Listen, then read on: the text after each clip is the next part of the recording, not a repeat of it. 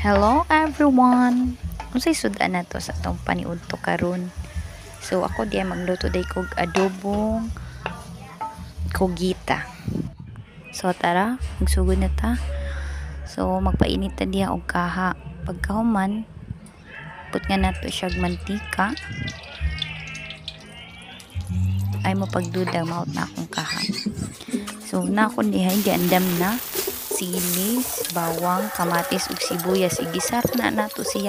Dinay na hibulong na adobo. Gibutngan og kamatis. Ang saba. So dara ako ang kogita. Mo na siya atuang main ingredient. Ang kogita. So ato na nang ilunod. Pagkahuman, ukay-ukayon gid na siya para malami. Ya, dapat inyong pag-ukay-ukay with the heart. Char. Pagkahuman, sa ukay-ukay, para ma-mix ninyo ba ang mga lamas sa inyong kogita.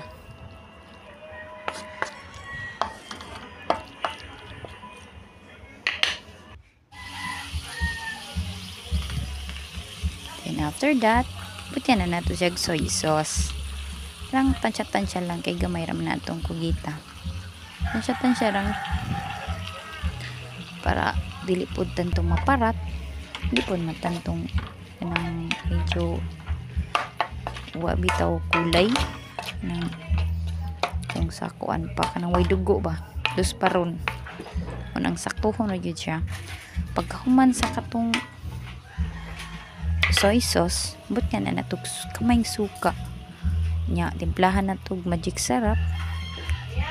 Wa mo kakita sa suka. Ako lang di sikreto ang suka. Kaya mo na siya secret ingredient, charot. Daghan na. Daghan ng mga buang. So, timplahan na to og powder black pepper. Kana bang paminta bang powder ba? So, maura to siya. So, mga una taga-humandira. Kalami, bawag sa kanan. That's all for today.